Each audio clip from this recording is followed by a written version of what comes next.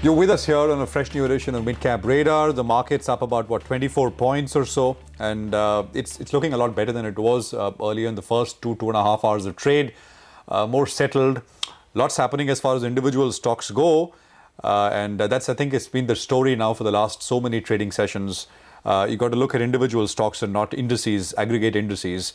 For many days running now, advanced decline ratio is pretty poor. I mean, I think 2:1 in favor of declines, but better than what we saw yesterday. By close yesterday, it was about 3.5:1 in favor of decline. So a little better, but not all that much. I'm Prashant, with me, my colleague Sumaira. Hi, Sumaira. Hi, Prashant. Good afternoon to you. So that's how it looks for the market. But take a look at Europe as well, because there the opening is expected to be a bit higher. Remember, sentiment there is largely driven now by corporate earnings, big ones reporting today, including BP. So that should drive the investor interest. Asia largely shut on account of the New Year holidays in China. So trading has been thin through the morning in Asia, but European markets opening just about on the front foot. First up, these are our top stories. Okay, Ashwini is with us on the top of the show to take us through what he's making of things. Ashwini, thanks very much for your time. Directionally, how are things looking? See, both the IT index as well as banking are in the green. Plus, you have, things like Maruti at highs of the day, Hero Moto at highs of the day. So overall, broad market may not look very good. But the sense is that the market is not coming off because of these certain large heavyweights. So at 130, I would think, buying into Nifty, Bank Nifty, etc. Would be useful, because the whole day market is consolidated, and, now possibly there could be more short covering. So given that, some positions on the long side can be taken on Hero Moto, which was down yesterday after that big move on Friday. Hero Moto is a buy with a stop of 2780, target of 2860. Axis Bank is seeing a lot of buying, so that's a buy with a stop of 725, target of 750. And Shriram Transport is a buy with a stop of 1060, target of 1090. Fair enough. Ashwini, thanks for those specific trades. Just a quick word on Vedanta. At about 160 to 163. It's been flat now for the last 2 days after that big decline 2 days back. But any sense here, any levels around here? See, the problem is that once something has controversy, people don't like to touch it. And that way, stocks can keep falling under their own weight. Unless we can get some clarity, I don't think this is a great buying opportunity. Commodity stocks can keep going lower for a long time. I would think there is probably more downside. All right, Ashwini, thanks very much for that. In fact, there should also be some news flow coming through on Jubilant Food. We should just pull up the stock. It's been under pressure, actually, through the day today. And, there's actually, we're picking up exclusive news. Sources are telling us that Jubilant Food is considering royalty payment to its promoter group for the use of the Jubilant brand. The stock is already reeling under selling pressure today, and this would be an added negative, Prashant? Looks like it, Sumaira. So, what we are picking up from sources essentially is that Jubilant Food, the company, is essentially looking to discussions are underway within the company to pay a royalty to the promoters of Jubilant Food Works. The promoter group at Jubilant Food Works essentially is the Bharatiya family. And discussions are underway within the company to pay them a certain amount as royalty. What we understand from sources is that the amount which is being discussed at this point is around 0.5% of the sales of the company. The amount itself is not that big, not that much. But I think, the news itself is not going to be taken very well. And I'll tell you why in just a bit. The royalty which is being discussed to be paid out to the promoters essentially seems to be in lieu for the use of the Jubilant brand by Jubilant Food Works. That is the reason which is being given at this point for the discussions on this particular matter, which are underway. Remember, the board has not taken a call on this particular matter. These are discussions still underway, and we'll have to see how things proceed. Some other details, as I said, the amount which is being discussed is about 0.5% of the net sales of the company. I looked at the FY18 sales number, and if you apply that 0.5% amount, it works out to about 15 crores as payment to the promoter group. The promoters, that is the Bhartiya family, holds about 45% in Jubilant Food Works. 18% of that particular promoter holding, that is 45%, 18% of that holding is pledged with lenders. On a separate note, completely separate note, but on the lines of royalty, Jubilant Food Works paid about 3.3% of net sales as franchise fees, which is royalty to Domino's, that is the international brand. We tried to contact both Jubilant Food Works and the promoter group, and the comment that we have from the promoter group, that is Jubilant Bhartiya, is that they don't want to comment. They have no comment to offer at this point on the story. I think the reason why the stock is reacting pretty negatively is because I think people are going to sit up and ask the question as to why should the promoters of Jubilant Food Works get paid a royalty, for whatever reason. The brand, I mean, the business gets done under the brand name of Domino's, and a royalty does get paid to Domino's, 3.3% as I mentioned. But, why should a royalty be paid to the promoters for the use of the brand Jubilant? So I think those are obvious kind of questions, and it's obviously not going down very well with the management, with the markets, and the way the stock is behaving is down 10% now. At this point in time. I think we've got Amit Tandon, Managing Director at IIAS, now joining in to sort of run us through what he kind of makes of this. Mr. Tandon, thank you for your time. This is completely source-based information, but this is what we're picking up, that the promoters of Jubilant Food Works, discussions are underway for Jubilant Food Works to pay out a certain sum as royalty. What do you make of it? Your first thoughts?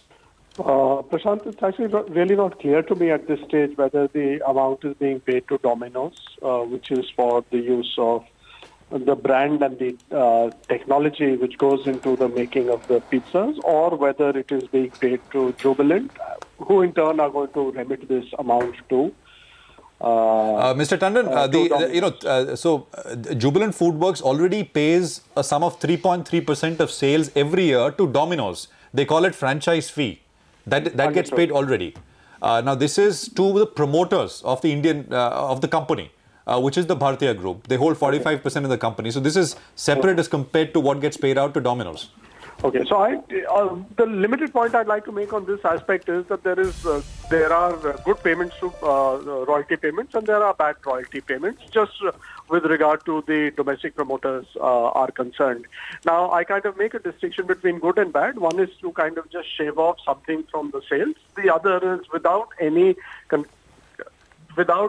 benefit which goes to the underlying.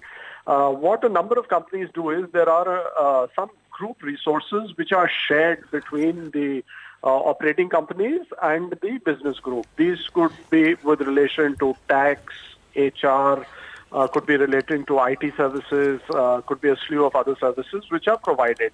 So if we have enough sense of what is, and also you need to remember that there is some branding which gets associated. A good example of that is Tata's, where Tata, independent of each of the companies, is spending money on branding. So we need to understand in this particular instance, what is the payment for? First, if there is a payment. B, what are the contours of the payment? And three, in lieu of the payment, what are the services which are being received? Okay, fair enough. But yes, it is, having said so,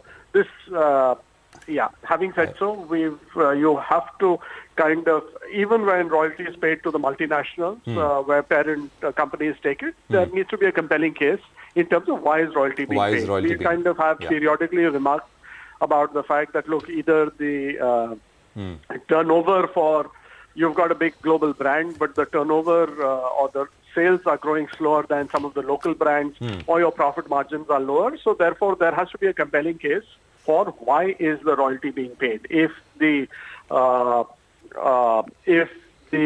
the debits and credits are understood. Got it. Then it's one thing. Otherwise, it is not good for the entity concerned. We've got Mr. Jain Gupta, former ED at SEBI, also with us on the phone line. Mr. Gupta, as a keen watcher of all things corporate governance, what do you make of it? We don't know, on what basis exactly. I mean, we've not heard the management side of the story. We've got a comment from the promoter group, but that's essentially the fact that they don't want to comment at this point. But what do you make of it, prima facie, Mr. Gupta? See, believing what you are saying that this is a proposal, the first question that I have to ask, how the Jubilant brand was created?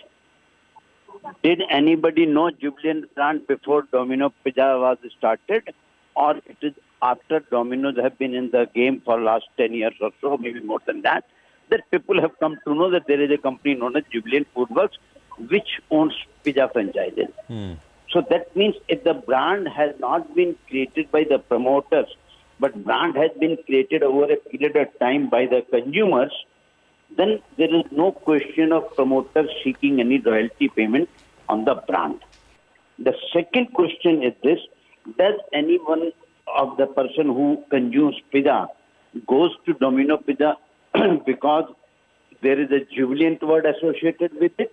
My doubt is that there is no one of the consumer which would have been going to Domino Pizza outlet for Jubilant brand. So that means if the brand is not contributing anything to the sale or anything to attract consumers, there is no question of brand payment. Got it. Unless until there is something in the agreement which I and you are not aware. Got it.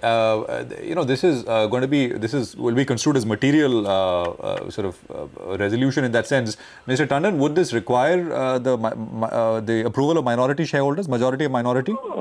Sure. The two criterion which are there is, one is that it's in the normal course of business, and our view is that such transactions are not on the normal course of business.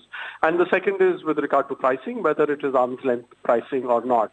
So both of these will have to be questioned, and there will, of course, if there is some juice in the story, then it will need to be discussed. It should ideally come to shareholders to vote on.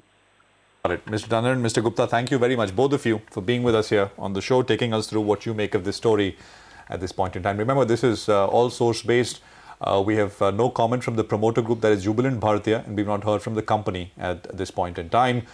Stock's recovering, actually. It's down about 7.5%. We take a very quick break here with the news that the market's recovered. I mean, we're up 45 points. Actually vastly better. We started with a 20-point gain on the Nifty. It's 45 now, so picking up as we speak. We take our first break on the show. We come back and we get chatting with the management at Dwarikesh on the results. Back in 2. Hi, welcome back. The frontline indices doing okay, but the mid-cap index taking a bit of lagging behind, actually down over 0.5% at the moment. But let's talk about some of the companies that announced numbers. Dwarikesh Sugar posted a mixed bag in Q3. The distillery business has boosted the company's performance this quarter, but the sugar business continues to disappoint. Vijay Banka, the MD of the company, now joins in. Mr. Banka, good afternoon, sir. Let's talk about this ethanol business first. You have been seeing higher production. Therefore, what's the outlook now for the rest of FY19 and FY20 here? You see, as far as the ethanol business is concerned, our distillery plant, which is a 30 KLPD plant, will be operational throughout during the next 3 months and thereafter also. So we should see some improved results coming from the ethanol segment. Power segment, of course, is power supply, power generation, power supply is going to be on full swing. So we should see some good numbers coming from the power segment also. Sugar, as you rightly said, is a challenging segment. We have seen a big fall in the sugar prices between the last year and now. Our average selling price was 3,500 plus last year, and which is around 3,000 this year. So sugar segment is a challenging segment. But having said that, I must mention that we've embarked upon a distillery expansion project. We have placed order for a 100 KLPD brand new distillery. So we should see some improvement in the ethanol segment. This distillery will be operational during November of 2019. So the Q4 of 1920 and thereafter we should see some better performance as far as the distillery segment is concerned. Okay, what about the sugar business then? What has been the current sugar output and what are global prices looking like? Well, ISMA has drawn the estimate recently, and they have come up with a number of 30.7 million tons. So, which is as against the consumption of 26 million, estimated consumption of 26 million tons. And the government has announced an export of 5 million tons, and out of which we expect that 3 million tons export should happen. We would have rather, the industry would have been very happy if the exports could have picked up and, we could have touched the target of 5 million tons. But that doesn't seem likely at this point in time. So, sugar prices, because of the minimum selling price regulation that the central government has imposed, which is 2,900 per quintal now. So the sugar prices are range bound between 3,100 to 3,200 now. Mr. Banka, thanks very much, sir. We'll have to leave it at that because we're getting numbers now from ACC. At 231 crores, the profit number has come in just below our own expectations, which was at about 250 odd crores. On the EBITDA level, 488, I guess, should be pretty much in line with what we were estimating, which is about 492 odd crores. At first glance, even volumes for cement as well as ready-mix concrete look to have improved. Nigel is here to take us through the numbers in detail. Well, the top line actually is a little bit better than what we were working with. That's come in a tad bit better. But I think in terms of an operational performance, there is some pressure signs out there because I think the margin should come up for you. We were working with a bit of a margin expansion. The sales volumes numbers, mind you, are much better. But the operating profit, that's jumped up by close to 10%. We were working with 11% jump. So in terms of margin expansion, that's not really come about. What protects the downside for ACC is in terms of valuation. So top line, that's a bit of a beat by close to around 100 crores. So that's good. That's driven by higher volumes. But what's hurt them is freight and forwarding costs has jumped up by close to around 10%. The other factors, in fact, power and fuel cost as well is higher. So the margins, calculated margins, will be at around 12.5%. That compares with around 12.7% on a year-on-year basis. And our poll, in fact, was expecting a bit of an expansion. That's not come about. And keep in mind, this top line beat that we're seeing is because the other operating income that's coming in the total operational revenue, that's come in higher by close to around 38%. That includes incentives and the like. So that's another factor that you should work with. So just to sum it up, top line's a beat. Volumes are higher than what we were working with. A tad bit high, we were working with around 7.35 odd. The estimate was from around 7.25 to around 7.5. We worked with a number of around 7.35 odd. So volumes are better than what we were working with. Realizations, if I look at it, well, it looks like it's better as well on a year-on-year basis. But the street would have liked a margin expansion, and that's why the stock has come off the high point of the day, because on the back of margin compression that compares with margin expansion. So the absolute number is not looking like such a big miss in terms of operating profit, but the top line was a 100 crore beat, and in spite of that, you're just seeing that the operating profit is only a little bit lower. So margin miss, I think top line is a bit of a beat. All right, Nigel, thank you very much for that. That is ACC. I think we've got some analysts joining in. Nigel, so... yeah, right. I think we have Ronald who's joining in currently. Hi, Ronald. Do you have a look at the numbers? It appears that margins are a little bit disappointing because they've contracted by around 20 basis points. Our poll was expecting an expansion. Your take on the numbers? Yeah, on the margins front, there is a little bit disappointment as it was expected to be around 13%. Well, I haven't seen the volume numbers. I think volume is 7.5 million tons, yeah. Ronald. Yeah. So it's almost marginally higher than what the street was expecting. Okay. And the bottom line. Bottom line, there is a tax credit that is there. That's why the bottom line is looking much better. But, the operating profit, the margin has come at around 12.5% as per our calculations. And the other operating income, that as well has jumped up by close to around 35% odd. Right, around 11 crore. Yes. So, yeah, you can say that because of your tax benefit, they have been able to post good results. PBT around 339 odd crore. So PBT there is a little bit lower than what was expected. I think it should have been around 365 to 370 odd crore, and bottom line the general consensus estimates were around 250 odd crore. Okay. All right. Ronald, just hold on to that thought. We want to get your view, current view on the stock as well. Binod Modi as well joins in. Binod, what's your take on the numbers? Margins at around 12.5%. What we are working with is the top line. That's the sales volume have come in a little bit better at around 7.5 million tons, but margins have got compressed. Your take? Yeah, certainly. I mean, sales volume is a little bit, positive surprise. It's slightly higher than what we were anticipating anyway. But yeah, as far as operational performance is concerned, I'm a little bit disappointed in terms of this EBITDA per ton, whereas Street were expecting around somewhere, 60, 670 rupees EBITDA per ton. Overall EBITDA per ton at 620 rupees. It's a bit disappointment, I would say. Yeah, exactly. You know, the EBITDA number as well, depending on how you're calculating it, but it appears it's come in much lower than what the street was working with. So it appears that's a bit of a miss in terms of margins. Because one more thing I would like to highlight here, because this quarter, the previous quarter, if you look at overall result, it was impacted also, primarily because of, high maintenance shutdown, right? Right. So this quarter, it was not expected to be there. So operational cost anyway, it was being expected that there would be some sort of decline in operational cost per ton wise, right? But anyway, it doesn't appear like there has been any, meaningful correction on sequential basis. Okay, all right. Yeah. Right. Binod, very quickly, what is the current view on the stock? Because valuation-wise, it's, trading at maybe replacement cost or even less than that, even on a EV upon a beta basis. Your current view on the stock as a brokering house? Yeah, we are positive on the stock. Yeah, just purely because of the valuation part and also because of the comfort that earlier this capacity constraint were there with the company. Now that is not there with the recent announcement of capacity expansion, right? So as per our estimates, ACC is trading around 9 times of CY20 EBITDA. So that looks quite attractive to me. But anyway, I'll have to anyway factor in this current quarter and I have to revisit my numbers again. But I believe my view won't be changing. Okay, all right. Thanks so much, Binod, as well as Ronald, for joining in and giving us those details. So to sum things up, top line was a bit of a beat driven by higher volumes. Volumes came at the higher end of what we were working with, 7.5 million tons.